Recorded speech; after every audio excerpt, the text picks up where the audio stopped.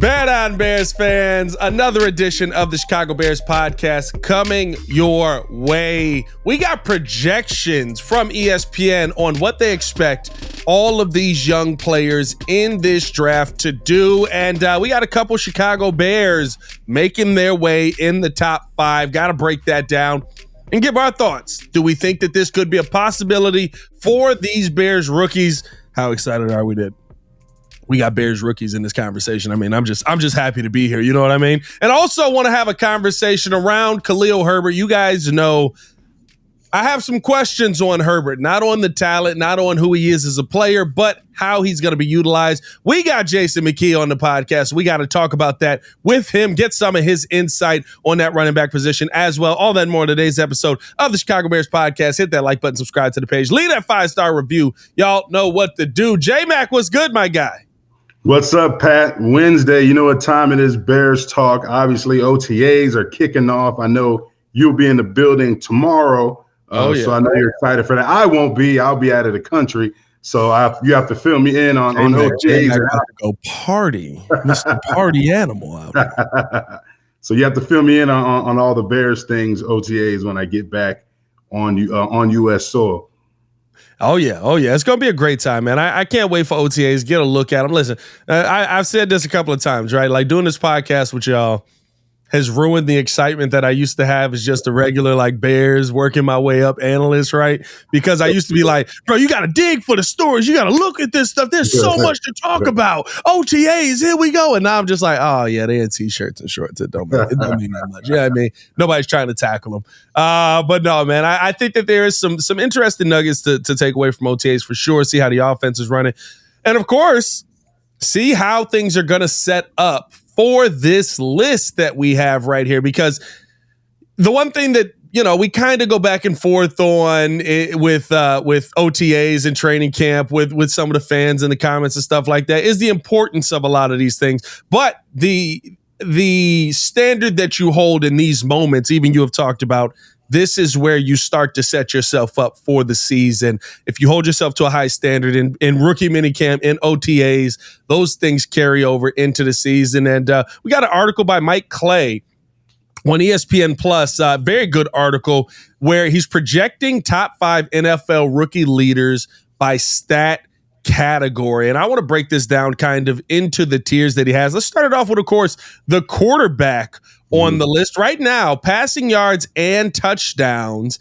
He has Caleb Williams leading the way. Now, I do like how he did this in a sense of, listen, most people probably are not going to start 17 games, but you kind of hope that you're going to see, you know, a good chunk of the season out of most of these starters here. And because of that, he does kind of take that into account. So he's got 15 starts for Caleb Williams here, 3,532 yards, 23 touchdowns. Now, he didn't put, he does have interceptions on here further down. I don't believe that he had Caleb Williams high on this list. If I can find it here, hold on. Give me a second. Interceptions. Oh, no, that was for defensive interceptions. So he doesn't have interceptions listed on here, but 23 touchdowns he has for Caleb Williams through 15 starts. Number 2 on this list, very interesting, J-Mac. And somebody that I think me and you have been like, man, yeah, I need to pay attention because they got a nice system up in Minnesota there. J.J. McCarthy, number 2 on the list. Jaden Daniels coming in number 3. He's got 3,400 yards. 16 touchdowns. J.J. McCarthy at 35, 27, 19 touchdowns. Drake May coming in 4th, 3,300 yards, 17 touchdowns. And Bo Nix bringing up that top 5, bringing up the rear, 31, 65, and 16 touchdowns. And that is in 14 starts for Bo Nix. When you hear that, though, when you hear, again, another article singing the praises of what Caleb Williams is supposed to be, but maybe the numbers coming in a little bit lower than what more people have expected, right? 3,500 yards. I think a lot of people looking for that 4,000-yard passer. What are your thoughts on that? Yeah, I mean, you're looking for a 4,000-yard passer, but Bears history, we haven't had a 4,000-yard passer. Am I correct? So that is very correct. So, I mean, if you look at the numbers, right, 3,500 yards coming, that's a great season, especially for a Bears quarterback, let alone a Bears rookie quarterback. So yeah. I'll take that. But, for him to, you look at the projections, right? And I'm gonna rewind a little bit and go back to what you started when you opened up your statement. You talked about the offseason, right? In the offseason, right, in any level of football, whether it's high school, college, or NFL, the offseason is where games are won. The offseason is where your team starts to take shape. And I'm talking about all the way from when they started offseason workouts to OTAs now, mini camp, and then going into training camp, right? That's where all the work's going to be put in, but that's where you're going to win games. So everything you do, if you want to be a championship team, if you want to be a playoff team, right? If you have aspirations of holding up that Super Bowl trophy at the end of the season, everything you do in the off season has to be at that level. It has to be at a Super Bowl level, all the way from the nutrition staff, all the way down to the strength and conditioning trainers in the training room. Everything you do, right, you have to have the mindset that it has to be done at an elite level. And if you do those things, I'm not saying you're going to win the Super Bowl, but you'll give yourself a chance to, because at the end of the day, all these teams around the NFL are doing the same thing. Everybody's in OTAs right now. But what's going to separate us, from that team up north? What's going to separate us from our other counterparts in the NFC North, right? It is doing things at an elite level, not taking things for granted, going out here, making sure we master the details of this new offensive system, right, with this new quarterback, with the rookie wide receiver, with the added veteran receiver, with all the pieces we have around defensively. How do we continue to build upon what we did last year? Everything has to be at an elite level. So that's where games are won. And we talk about these projections, right? And, OTAs is one thing. And I know I'm a former player. It's just OTAs. But at the same time, it is very important, right? It's very important from a standpoint of new quarterback, new OC, new staff. Yeah. Caleb Williams hasn't been around Shane Waldron a lot. So they're building a bond. They're building a relationship. And yes, Shane Waldron and that staff and the Bears staff, they've watched Caleb Williams film at USC, and they know his talent. They know what he can do, but we haven't seen him in the Shane Waldron system. Shane Waldron's still learning right now. He's going to take a big step in learning what Caleb Williams can and cannot do in the system, what Odunze can do and cannot do in the system, what Keenan Allen can do in a new system. Keenan Allen, he's been out west for a long time, had a lot of success coming into a new situation, new team. He's never gone through that process before. He's in a new locker room, new teammates, new quarterback. It's new for him too. So he's a veteran, but he's somewhat of a rookie because he's in an entire new situation. So there's a lot of growth and development that will be done and that will be built here in OTAs. And it's just important that, if I was Coach Matt Eberflus, which, I think he's a good coach. I think the record, is one thing. But I think when you look at Coach Flus and you really talk about the X's and O's and defense, I think he's a solid coach. And I think a lot of people around the league would say the same thing, in terms of Coach Flus. But, Coach Flus has to make sure that every single day that these guys set foot up there in Hallis Hall, that they're doing things at an elite level. And I think that's the type of mentality and that's the standard that you got to set if you want to have a successful season, if we want Caleb Williams to have, get close to these projections that we're projecting right now. So, 15 starts is another thing I look at, Pat. You talked about 15 starts. I like it. I think that's a great season.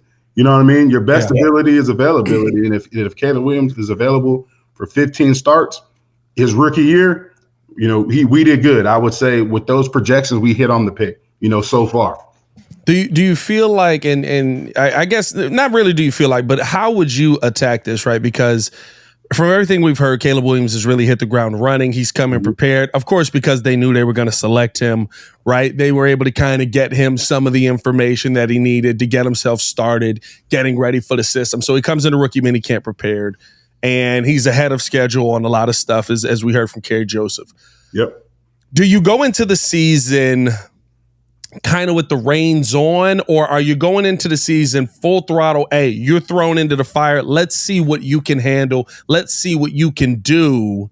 And then if you start to have some issues, if you see he's throwing a couple interceptions, that's not what we wanted, we put the reins back on. Because I feel like there is the football part of this. That FaceTime. That's that Costa Rican FaceTime right there. Watch stuff. Nah, this come on my son's computer, man. I'm like, what is going on?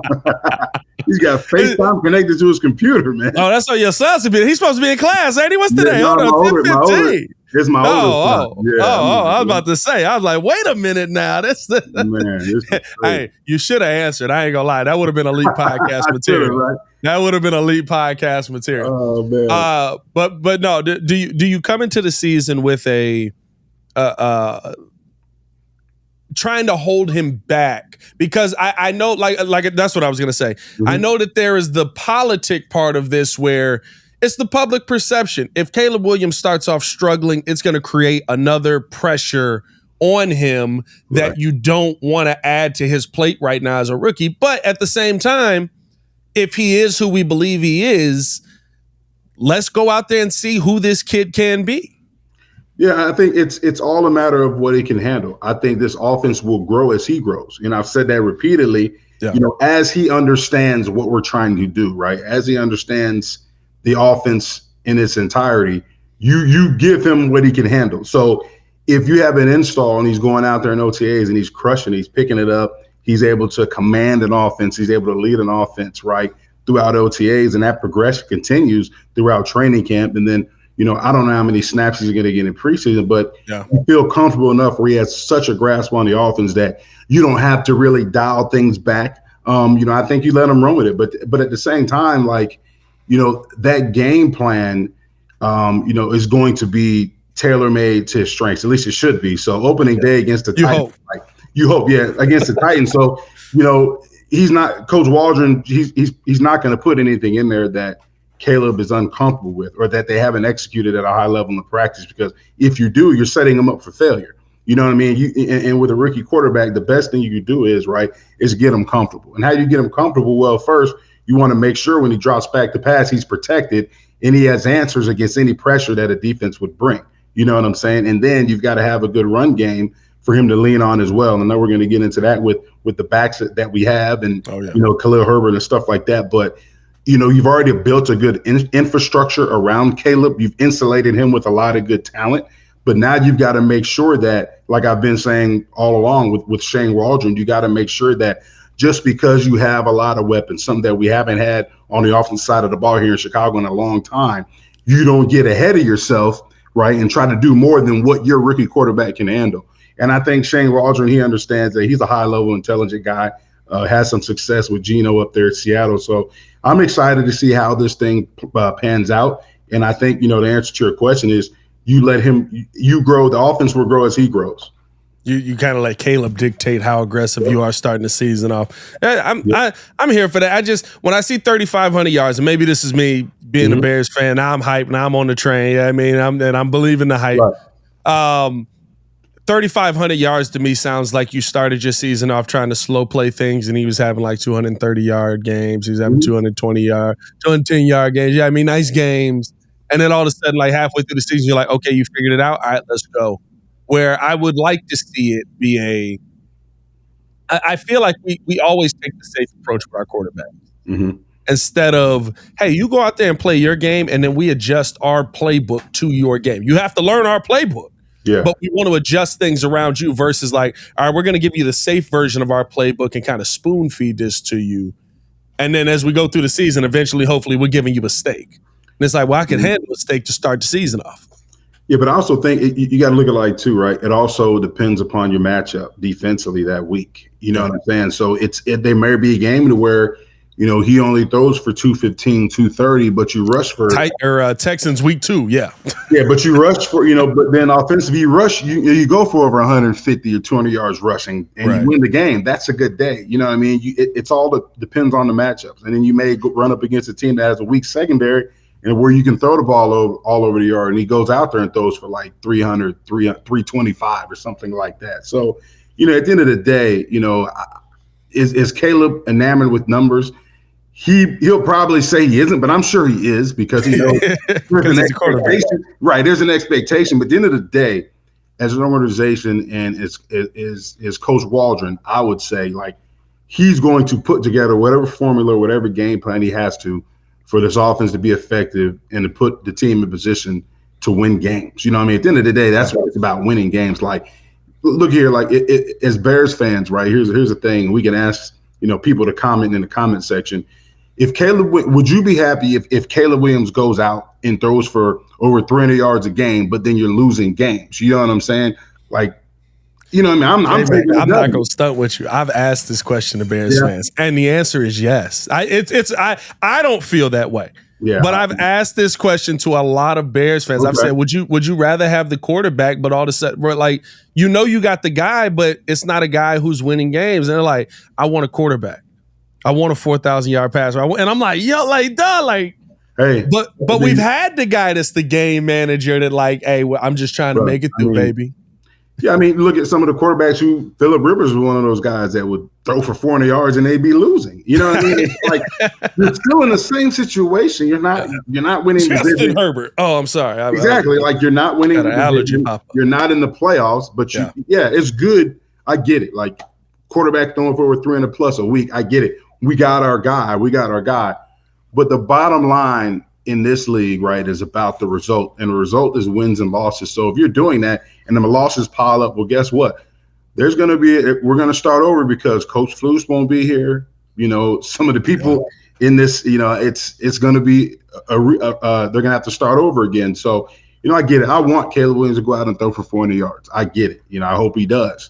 I'm excited about the quarterback and the new pieces as well. But, you know, for me, you know, if I'm putting my comment in the comment section, I'm all about the wins.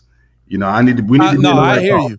I think a lot of times their argument with it too is, which is probably Chargers fans' argument as well. You know, you got that, so switching a coach, you're trying to find a coach that's going to accentuate that piece. You're trying to find a coach that's going to, you know, make that piece successful. But you know, you have that piece versus, you know, we've gone through how many of these rebuilds at this point where it's not only you're swapping the coach, but you're also trying to figure out, okay, was it the quarterback that effed up, or was the coach that effed up the quarterback? Was it I mean, where at least you're looking for one answer. I get them from that standpoint, but I do hear I've asked that question where it's like, would you rather know you got the quarterback and y'all struggling, or you would rather have, you know, wins, but maybe your quarterback's a little bit less. He's not a top 5 quarterback. He's a top 8 quarterback. And Muzz are like, hey man, give me the superstar quarterback because I can figure out the rest from there. It's crazy, though. It's crazy. It's time for Bears fans and the Bears organization to have both. Give me both. I want both. It's overtime. Like it's how you spell that, J-Mac? BOAF. Both. You know, I'm from Florida, so we both. You know what I'm saying? But like it's time. Like it's overtime. Like give us, you know, the 400-yard passer and the W. You know what I mean? It's overtime. So we need both. And that's what we talked about, right? It all starts right now. Yeah. It's all a part of the process. You know, each step to getting to the level of what you want to achieve starts now. And, you know, they took a step in the draft. The next step was, you know, off-season workouts. The next step is right now. We're in OTAs right now. The next step would be mini camp, then training camp, then preseason, and boom, we're on to the Titans. And that'll be the first big step in the season to see, you know, what this Bears team will be about. And the thing about it is, like we saw last year, teams go through identity changes throughout the season. We started off terrible. we started off like, I'm like, man, I got to cover all these games. Huh? 1-4, right? Yeah, we started off horrible. And I'm sitting there like, man, I got to cover all these games this year. This is terrible. It's going to be a long season. I'm like, wow. I was about to call Danny, like, hey, man, hey, hey, I quit, man. I can't. I'd rather watch it on TV right now. I'm down in Tampa. It's 100 degrees. It's 120 with humidity. I'm drenched, and I'm watching this, right? And I mean, like, wow. But then we went on a run. You know what I'm saying? We go on a run mid-season, and now the hype's there. Oh, like we're playing well, and then we know what happened the last game. So it's, you know, some teams are going to, you know, come out the gate running. Some teams are going to find their stride in the middle of the season. And some teams will just, you know, they'll be consistent throughout the whole season and, you know, hit their stride and, you know, go on and be a playoff contender. And some teams will peak late. You know, you want to play your best ball towards the end of the season. And those would be the teams that, hey, okay, they couldn't figure it out at the beginning of the season. They started hitting somewhat of a stride during the middle of the season, and it really just took off towards the end of the season. And then, hey, next you know, they're Super Bowl champs. And that, look at Kansas City, it was the same way. Early on, people doubting them. You got receivers dropping passes left and right. Mahomes is pissed off. everybody's pissed off, and then all of a sudden, bam, they hit their stride. All of a sudden, you got guys that were dropping passes early on in the season, making big plays, and you're a Super Bowl champ again. So, I think for this Bears team it's finding the identity. What's going to be our winning formula? Yeah. I think that's what's going to that's going to be the DNA of this season. I think that's the reasoning around the one of the quarterback too, right? You just laid it out there, the Pat Mahomes scenario, where, let's be real, Pat Mahomes is Pat Mahomes, but Pat Mahomes did not have the season that we think he's capable of, right? And it's because of the situation he's in. You look around that receiver room, very empty. Travis Kelce was no longer the top 2 tight end that we're used to seeing this year. Heard a lot. But then when you start to get into those playoff games, right, your defense being the catalyst that it is, we got Pat Mahomes. We know we can get over there. Yeah, I mean, if y'all hold them to 19 points, we know we can put up 21. If y'all hold them to 17 points, what they beat? They beat the Ravens 14-19, right? I think that was the final score of that Ravens game. Yeah, I mean, so like if y'all can keep them under wraps, we got the quarterback. I think that's why a lot of Bears fans do say that they would rather have the answer at the quarterback. But like you said, it's time for both. I want both of them in here. When you look at, I thought this was interesting that Caleb Williams' projection, 3,532 yards in 15 games, 23 touchdowns. J.J. McCarthy was in 14 starts, 3,527 yards, 19 touchdowns. When you look at that, do you kind of look at that as a little bit of maybe an underwhelming start from Caleb or an overwhelming start from J.J. McCarthy? I look at it, let me go with McCarthy, right? I don't think it's overwhelming because he has weapons. Like, both these quarterbacks have weapons. We've talked about it. They got weapons. Like Sam Darnold might show out this year. We just don't believe it yet. Yeah, and it's like, you look at it like this, right? These two quarterbacks, they both have been drafted into a situation to where they have weapons. It's not like they're throwing to guys who haven't had success in this league. Yeah. They're throwing to proven guys, not just one-year wonders, but guys who consistently put up big numbers and have good seasons. Yeah, DJ Moore had his best season last year, but he was making big plays in Carolina. Keenan Allen's been making plays his whole year. Cole Kmet took a big step last year, but he was making plays. He's been making plays ever since he's been in the Bears uniform. We know what Justin Jefferson is. Jordan Addison came in and has been a playmaker ever since he's donned the Vikings uniform. So when I look at those projections, I don't think they're far off if these quarterbacks can stay healthy because they have weapons. And let's don't get it twisted, right? The learning curve now compared to back in the day for quarterbacks, right? These quarterbacks is more developed. Why? Because these quarterbacks throughout their high school career, they're going to camps. They're doing 7-on-7s. They have quarterback coaches that are not just at their school, but they have former professional, college players and former NFL quarterbacks. They have all these, quarterback gurus and quarterback collectives and quarterback groups that help aid in the process of developing these guys. So you look at it now, that's why there's so many quarterbacks coming out that have, high skill level, and they're fundamentally sound because they're being coached this way from when they're in high school. Yeah. And, J.J. McCarthy was a guy like that. Caleb Williams was a guy in that mold. Justin Fields was a guy in that mold as well. So I look at it like this. When you see those numbers, you insulate that quarterback with the weapons they have. I don't think the projections are that far off. I think it could slip and it could rise based upon how many starts they have. I know, they projected JJ to have 14 starts and Caleb to have 15. Which basically means they got Sam Darnold starting start 3 games. And it's like, get this man out of here, bro. But so that's why I look at it like this, right? You look at there's definitely a lot of excitement because, these quarterbacks, a lot of them come in the NFL and they're polished. Back in the day, you had these quarterbacks that were coming in, they weren't as polished as some of these quarterbacks are because they didn't have all the resources that these quarterbacks have now to help get them ready to work on their overall game as a quarterback. These quarterbacks get in the classroom, Pat, breaking down NFL film and schemes because they know during that draft process, you're going to have to get in the room with the entire offensive staff, break down scheme and show us what you know. What was the Gruden clip? I always love, like, it reminds me of them old Hard Knoxes and stuff.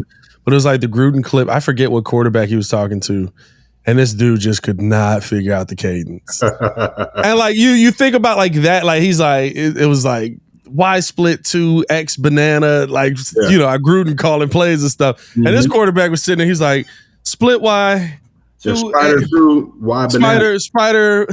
What was it again? Who? Yeah, one more time. And Gruden's like, dude, are you kidding me? Like, but that is the difference from back then. Like, you coming in, you're learning something completely different. Yeah. Versus now, you're sitting here and you're like, okay, the NFL is almost catering a game to mimic what we've done in college, how we call plays in college. And on top of that, for Caleb Williams, for JJ McCarthy, guys like that, right? Like, I've kind of had an opportunity to look at this for a little while. I've had an opportunity to hear play calls like this for a little while, especially JJ McCarthy coming from a pro style system. Exactly. He's had to go into the huddle calling plays like that, so he's got to step ahead too. It's what JJ McCarthy being 2 is kind of what validated this list a little bit for me, because I was like, he's almost taking into account, being in that pro style, winning at Michigan, that's going to benefit you when you come into an NFL locker room, an NFL huddle, and you got to call plays in that fashion. So the quarterback room is going to be interested. Bo Nix coming in 5, Drake May 4, Jaden Daniels 3, and it would speak to them not having the best weaponry in the building right now. Let's look at the receiver a little bit. By the way, we do want to let you guys know this episode brought to you by the Hard Rock Casino in Northern Indiana, Las Vegas style gaming, just 30 minutes from Soldier Field. 30 minutes from Soldier Field, exit 6, right off of I-80-94. Man, you must go there all the time. You know the exit and everything, man. It's in the paper. It's in the paper. I have heard they have a phenomenal steak, though. Yurko has told me the steak up there is phenomenal, and that I gotta get up there and check out the steaks. I'm gonna go check it out. Hey, when I go up there too, and they bring me the bill, hey, put it on Danny Zetterman's tab. I'm gonna walk out. That's gotta work, right? That's gotta work. Matter of fact, it's on his tab. Matter of fact, let me get a steak to go, will you? We got a teammate that did that. I want to say. I think they often talk about Sylvie on the radio for doing that, getting a little steak action to go. I'm not mad at that, though. I mean, everywhere I go this year, when we go out to eat for games, put it on Danny Zetterman's tab and give me one to go while you're at it, will ya? The to-go steak is crazy, J-Mac. The to-go meal is crazy. Yeah, you gotta tell them, man. I'm trying to bulk back up, man. You never know when they're gonna call. You never know when they're gonna call. Hey, I'm about to come out of retirement, man. All these weapons they got, man. I can go out there and play 2 plays. Hey, we get 2 plays a game. I can give you 2. Hey, baby, you gotta throw a little block hole for DeAndre Swift for a couple of seconds, man, and he gone, dog. And you out to play. I give him 1 block, and as soon as I come off the sideline, they try to put me back in. I'm like, Coach, this ain't in the contract. I have 1. This ain't in the contract. 1. As a matter of fact, teammate, why didn't bring me that steak I took out of the restaurant, will ya? Bring me that to-go steak. I'm gonna eat it on the sideline. Yep. Steak on the sideline is a phenomenal idea, though. We need to work on something like that. It's got to be good for the players in some way. Let's talk about these receivers, J-Mac. I mean, listen, we've got some. Of course, the Chicago Bears going out and getting who many believe is the anomaly in this NFL right now. But when you look at receiving yards and touchdowns on this list, Rome Odunze coming in 5th, which to me, not surprising. It's not a slight of his talent. It's not a slight of who he is as a player. It's more of a conversation on the weaponry in the building. Marvin Harrison coming in number 1. Arizona Cardinals. The belief is that he's going to get 1,100 yards, 6 touchdowns. That makes sense to me. Kyler Murray's got him and Trey Burks to throw to. Let me ask you this, though, on this list, right? And I know we're going off tangent a little bit because we're a Bears pod. No, it's fine. I'm looking at Keon Coleman, right?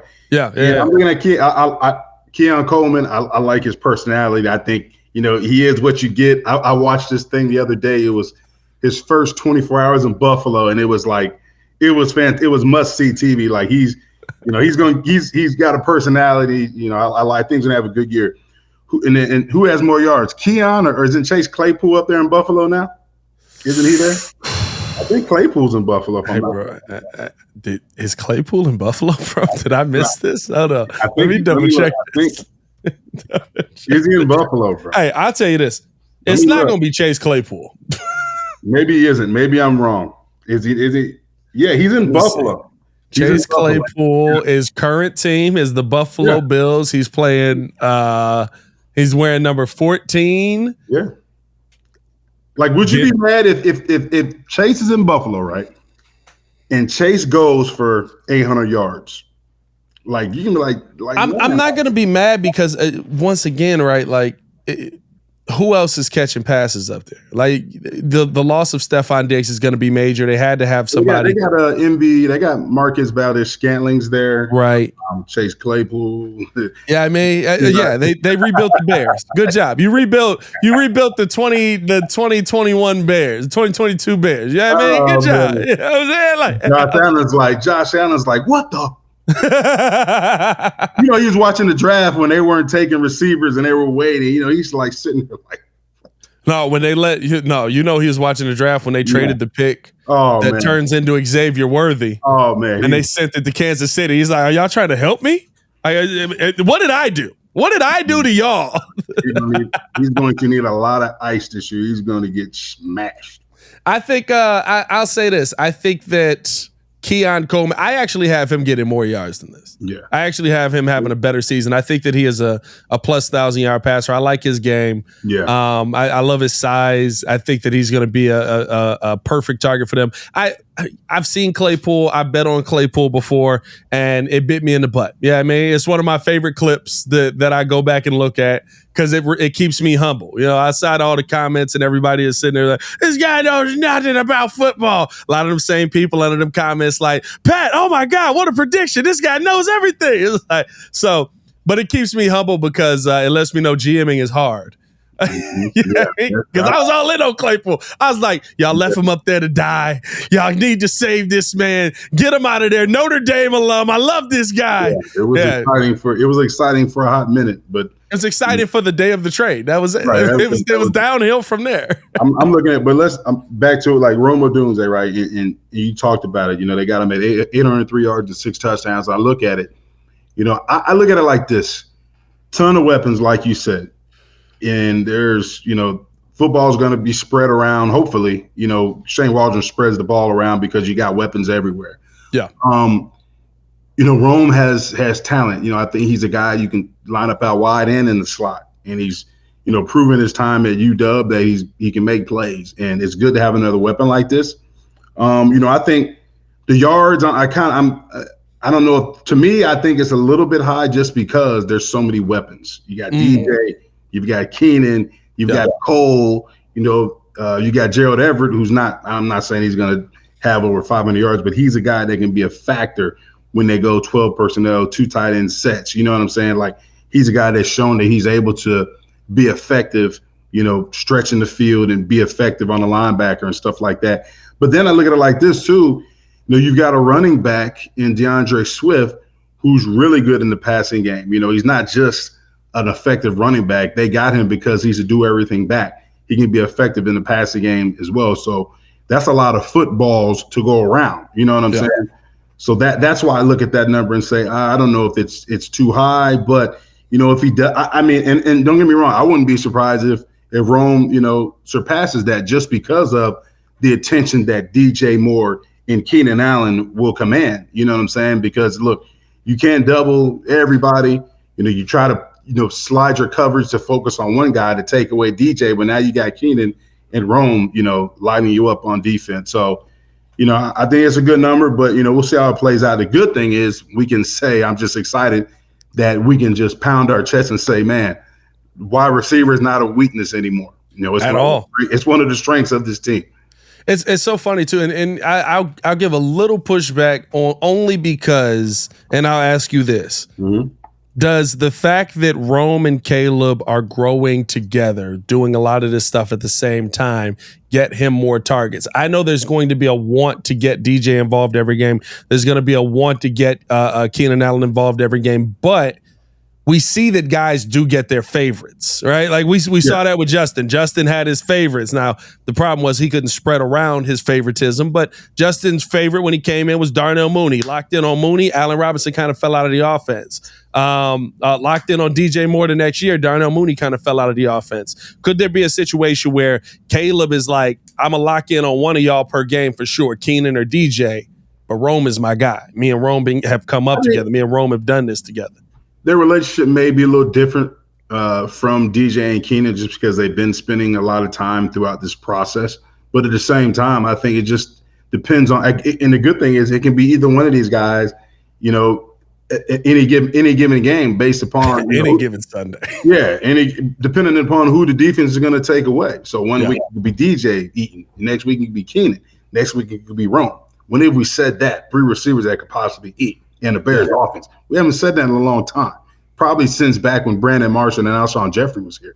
You know what I'm saying? So I look at it like this. Like, I don't think, he may have his favorite, but at the same time, I think Caleb is a quarterback that's going to go through his progressions, and he's going to take what the defense gives him. So if Rome is second in the progression based upon whatever concept is called, he's going to Rome, not just because he's his favorite guy, because that's where the progression based upon the coverage is taking him. You know what I'm saying? So if it's DJ, then it's DJ. But you got to think DJ is going to be the number one read for the most part. When the route concepts are drawn up, he's going to be the number one read majority in this offense, and Keenan will be too, and then Rome will fill in, at the third read. Who takes the L yardage wise, right? Because we had a 700-yard tight end last season. You got 2,000-yard wide receivers on your team. And this is just based off of this list. Listen, like maybe rookie year, Caleb Williams puts up 5,000 yards. Nobody takes the L. He has a Joe Burrow season, and freaking we shatter both records one year, and everybody eats, right? Like that is what happened that first year with Jamar Chase in Cincinnati. T. Higgins had, I want to say he was an 1,100-yard receiver. Jamar Chase was like a 1,300-yard receiver. And then who am I forgetting about? Who's the third receiver over there? Why am I blanking on his name? Cincinnati? For Cincinnati. You said Higgins, you said Chase. Higgins, Chase, and I'm blanking on the third receiver's name. But all three of them had 1,000-yard seasons that year. That's the point I'm trying to make. Maybe that is the case here, but realistically speaking, if Rome has an 800-yard season, there's 2,700 yards to go around. If DJ has a plus 1,000-yard season, there's 1,700 yards to go around. Somebody's not getting their numbers. Yeah, and honestly, I think it would be, looking at, I think it would be Keenan. I think it's because when you look at the situation that he was in out there in LA, he was the guy. He was the number one guy. And then last year, his counterpart, I think Mike Williams had got hurt. So, Herbert forced that ball to Keenan Moore. So I think when you look at it now, you've got the ball's going to be spread around. I think Keenan, in terms of his yardage, if you based upon what he did last year, he'll be the guy that yardage total will decrease a little bit, because you have, Cole Kmet, Gerald Everett's going to steal some of that yardage as well. DeAndre Swift's going to steal some of that yardage. DJ Moore's going to be majority chunk of that. You're bringing a young guy like Odunze is going to take some of that yardage. And I think late in his career, Keenan Allen, I think honestly would be fine with that. As long as he's winning. And he's had success in this league for a long time. And I think, I think with him, it's going to a situation to where, do I have an opportunity to win? Do I have an opportunity to get to the playoffs? Do I have an opportunity to win a Super Bowl? And you look at the Bears and people may say, oh, they haven't been to the playoffs, but it's another thing to say, do I have an opportunity to go somewhere and to be a part of something? And can I help them achieve something that they haven't had in a long time? You know what I mean? So I think Keenan's the type of player that will sacrifice the yardage for the opportunity to help get this team to the next level and ultimately into the playoffs and ultimately one day hosting up a Super Bowl trophy. Yeah, I think that's and it's an opportunity here with how we've seen rookie quarterbacks come in. Tyler Boyd was the name I was thinking of. Yeah, Tyler Boyd. Tyler Boyd was the name I could not pull. All three of them had 1,000-yard seasons. Yeah, and I would think Caleb's mindset is going into this season. It's just based off this list, but his mindset probably going into this season is let everybody eat. Let's have that potent offense that we're looking for. And that's kind of why I asked the question, right? Do you kind of try and hold this back, or do you let this thing fly early on? Because I think that you have guys on this team to where 3,000-yard receivers isn't unattainable. It just depends on how quickly Caleb hits the ground running and how much you let Caleb do as far as the offense goes. And I think we saw that with C.J. Stroud last year. That's why you kind of look at, some of these last few rookie quarterbacks, C.J. Stroud, Brock Purdy, when he finally got his shot, right? There wasn't really this like, all right, guys, you got to figure this out. Give us a second here. All right, yep, we'll let game 6. I promise we will let you throw the football. It was like game 2. I think his second game in the league. Like C.J. Stroud put up like a 400-yard game or something like that. Was fighting for a comeback. I think that was the second. And we're just sitting here. We're like, what the heck is going on here?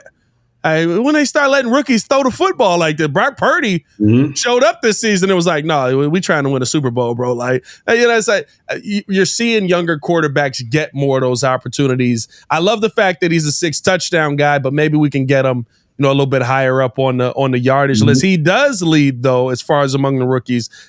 Touchdowns per scrimmage. They have Jonathan Brooks leading the way, Jonathan Brooks is he another one, bro. Shout out to him. 8 touchdowns in Carolina. Xavier Worthy coming in second. Jonathan Brooks had 8 touchdowns. Xavier Worthy coming in second. He's tied, 3-way tie here with Rome Odunze, Marvin Harrison Jr., and Xavier Worthy with 6 touchdowns, and then Malik Neighbors with 5, because guess what? Malik Neighbors is in New York. That poor bastard. Yeah. So I love the fact that you're seeing him as involved in the end zone as some of these other top name quarterbacks based off of this list. And I think that is how this will play out. There will be a lot of, 6'4", 220. He's going to get targets in the end zone of just like, hey, go up there and get it. If Cole Kmet's not getting it. Yeah, for sure. It's going to be an interesting thing. And, it's like I said before, it's exciting to have these weapons, but it's all up to, Waldron to put it together. Yeah. And it's all going to be at the growth of Caleb Williams. And that's how it should be. As he grows, as he has more of a grasp and understanding of this offense and a command of the offense, the more you can open things up, the more you can add to it. But, realistically, to have a great offense, it doesn't have to be a bunch of plays, a buffet of plays, right? You gotta be able to have things that you execute, and you execute well. And when you have too many things, it's hard to execute a lot of things, because now, as a player, you think too much. Oh, I've got, how many route concepts do we have? How many protections do we have? How many runs do we have? You don't need all that stuff, right? We need to master, you need to scale it down, and let's master, a smaller menu. And when you have a smaller menu and you're executing at a high level, you play faster. Guys are more confident. And I think the production will be, you have an increase in production because guys can play faster and not having to think about a lot of different things. And I think that's important with dealing with a young quarterback or a rookie quarterback. And I've never had to groom a NFL rookie young quarterback, but I'm going to have a new quarterback this year. Yeah. And it's all about, as he grows, our team will grow from a high school standpoint. But I think it's the same thing from the NFL level. Like, you've got to make sure that your quarterback it feels comfortable. You got to make sure that you're developing him in a way where you're not giving him a setback, and giving him too much at one time. That could be detrimental to his growth as a quarterback and as a player. No, absolutely. Absolutely. I think there's going to be a lot of good for the Chicago Bears team this season. This list would speak to that. At a minimum, what I love about it is there's an expectation on these young players to perform early on. When you got 2 top 10 picks, that makes a lot of sense. And I love how you said that. It's on Shane Waldron to figure out how to utilize all these guys. Let's keep going down that mindset. By the way, hit that like button, subscribe to the page. Let us know your thoughts on both of the topics we talked about here, the wide receiving options that we have right now, and of course, how Rome Odunze stacks up in that, and Caleb Williams coming in as the leading rookie passer this season. But I've had this conversation around Khalil Herbert a couple of times, though, because in my mind, I'm trying to figure out, how does everybody fit into this? And that is why I want to kind of keep going with the Shane Waldron conversation here. Because Me and you were two people who, when we did the post game show last season, we sat there confused at the fact that Luke Getsy was giving everybody basically 4 or 5 carries between them. Yes, you're finishing out the game with 21 rushes, but everybody got 7. You didn't see guys get set. And then when somebody would be hurt, magically, all of a sudden, right, Deontay Foreman's the only running back to go to, and Roschon Johnson's the clear number 2.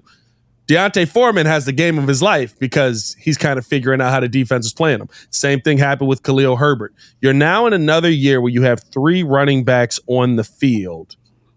How does Khalil Herbert fit into this? Because in my mind, you've given high capital to Roschon Johnson as far as being a draft piece. Mm-hmm. You drafted him last year, 4th round, I believe, which is. No, it was top 4. Would you say when Clay was on those first 4 rounds, you did some development? We're trying to get those guys on the field. Coaches are spending a little more time with them. Yeah, I mean, and then you just paid DeAndre Swift $7 million, so he's getting the ball. Where does Khalil Herbert fit in this equation, and might that be not on this team? No, I think he'll be on the team. I think it's I think it'll be a little different rotation from what we saw last year, where we saw, like you said, a bunch of backs getting a bone here. You get a bone, you get a bone, you get a bone. So I think DeAndre Swift will be the lead guy. I think he'll get the bulk of the carries, but I like Khalil Herbert because he is a guy that can come in and be effective, right? He's a guy that can hit a big chunk play. Yep. He's also been real effective in the screen game. So I think when you look at the backs that they have, and that just tells you the type of offense or the type of scheme that Waldron wants to have, right? You've got to have a back that can not just be an effective runner in between the tackles, but that can be effective, affecting the defense in the passing game. And that's what you get with the DeAndre Swift. You get a guy that can run inside, outside. You can split him out. He's a mismatch for a linebacker or even a safety trying to cover him. And I think you do some of those things with Khalil, but I think this year we'll see, DeAndre getting the bulk of the carries. I think when they want to go to a more, if you want to have that power back, I think Roschon would be that guy. We saw him last year. He didn't have the wiggle that we thought we would see from him. He's more of a straight line runner, runs with power, runs with good pad level, ran a bunch of guys over last year and has that passion and determination. So I think that's a good role for him. I think you could see him and Swift, being in there on third downs because of Roschon's ability that he showed last year to be good in pass protection. And, I've got to go back and really see how DeAndre Swift is as a pass protector. But we saw where Roschon is, So I could see Roschon really carving out, a role for himself, being that third down back because he has, high success in terms of pass protection as a back. So, like I said before, DeAndre is going to get the bulk of the carry. That's why you brought him here. You went out and found him. You got him in free agency. But, don't be surprised if Khalil's not getting some opportunities as well. Well, I think, and you talked about Shane Waldron's system. I think that's really why I kind of look at this, because even last season, right? Not to say Khalil, and this is not a slight at Khalil. It's just we know what style of back he is. You know what I mean? He's great in that outside zone scheme that the Bears probably are still going to be running here. He does a good job. He's got the speed. He gets to the edge. He's got a little more wiggle than Roschon Johnson for sure.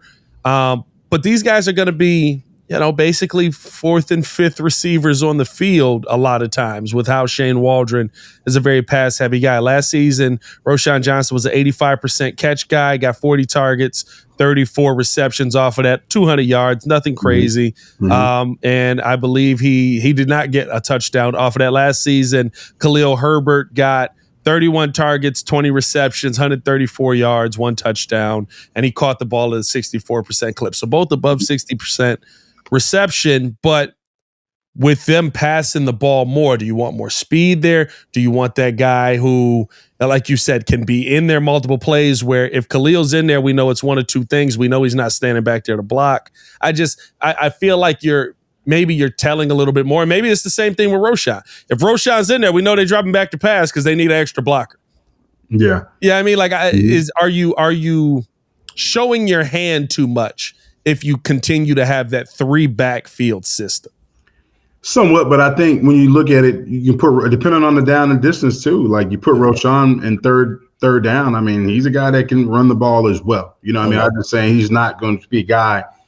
To me, his skill set is a lot different from DeAndre and Khalil.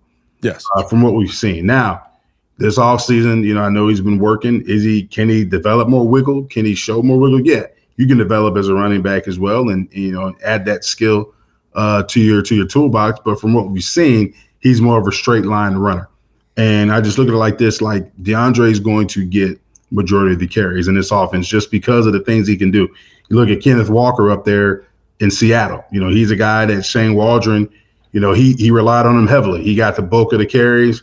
He was out there in the screen game, in the passing game, and I see that being, a similar role of what DeAndre Swift will give the Bears. He's going to fill that void that, the voids that we didn't have in terms of having a guy that you can just split out wide and adding another piece to this passing game, or being able to be that safety valve for Caleb when they're bringing pressure and stuff like that. So, I like his skill set. I'm glad we got DeAndre because he can do a lot of different things. But don't be surprised if you do see a sprinkle of Khalil Herbert in there, just because, like you said, he's a great back running outside zone, and we are going to be, Waldron is going to still use that outside zone. And the main thing with outside zone is just there's so many things that you can create off of it, and it's put so much pressure on the defense. And when you have a running back that excels, in that scheme, like Khalil, it's just another piece you can add to this offense. So I'm excited. I think all three backs are good. I think we had a great collection of backs. And like you said, it's a long season, man. So, having a guy who's has the experience of a Khalil, who's had success, when given his opportunity, like Khalil, behind a DeAndre Swift, is a good thing to have. I think the only thing I would look for, again, somebody's going to have to take the L, right? Mm-hmm. Is it going to be the guy that they put fourth round capital in versus the guy that they're paying $1 million? That's the only thing for me. And I'll be honest with you. It sucks to say, but I would rather have it that way, where whether it's Roschon or it's Khalil, just make sure that the two backs that you're running it with two guys that are able to kind of get their footing in the game that they're in. Yep. Because we saw too many times last season where it was like, everybody's like, well, why aren't they giving the ball to Deontay Foreman? Well, they're trying to spread the wealth. They're trying to be nice. They're trying to play everything evenly. Yep. Meanwhile, we need a big run. We need a third down run, and we can't get it because, halftime we didn't use it. But we can't get it because,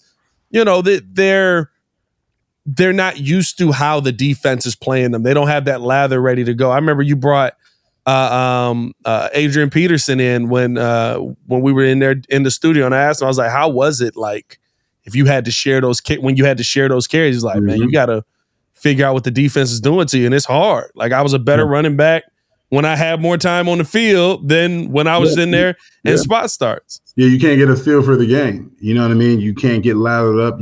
Some backs you need to get hit to just get into the game. You know what I mean? And it's tough.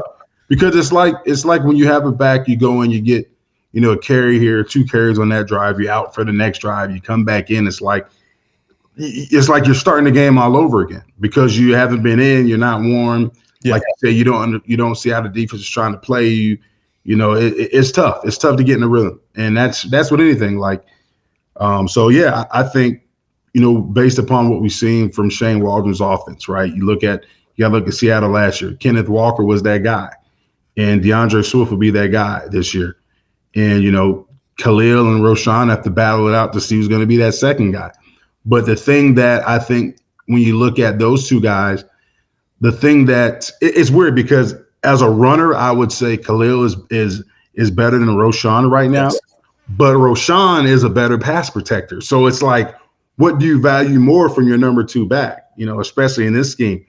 Are you going to value a guy that's mainly an outside zone runner who's not real good or inconsistent in terms of pass protection?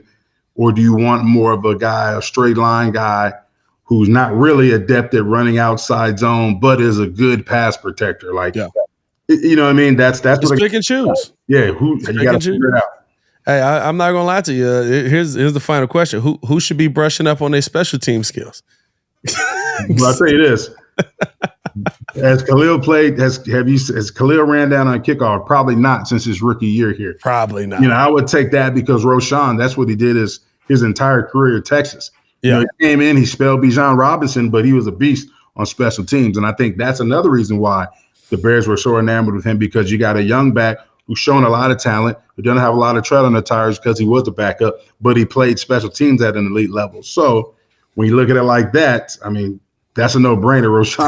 Roschon is going to be – Roschon is the best special teams player in that running back room. DeAndre Swift ain't playing no special team. No, dude, I don't need Swifty playing special teams, but we might have an opening on kickoff if we get one fumble this season. I'm not gonna let one. I'll lose one anyway. Appreciate y'all tuning in, showing love. He's got to have something on Richard Hightower, though. I swear he does. It's got to be a picture. It's got to be some information, something. I just don't get it. I appreciate y'all tuning in, showing love to another episode of the Chicago Bears podcast. Hit that like button, subscribe to the page. Let us know your thoughts on Khalil Herbert in the comments as well. Where do you see him fitting in on this offense? You heard J-Mac's thoughts on that, and I think I can kind of see his logic on that as well. So hit that like button, man. Y'all stay safe out there, Chicago. Appreciate y'all for tuning in and showing love. Bear down. And I'll be at OTAs tomorrow. Me and Courtney Cronin will be live from OTAs tomorrow. Well, I don't know about live, but we'll be recording the podcast from OTAs tomorrow. So stay tapped in with us as we give you the updates on the media availability day. Y'all stay safe out there, Chicago. Bear down. One love. Peace.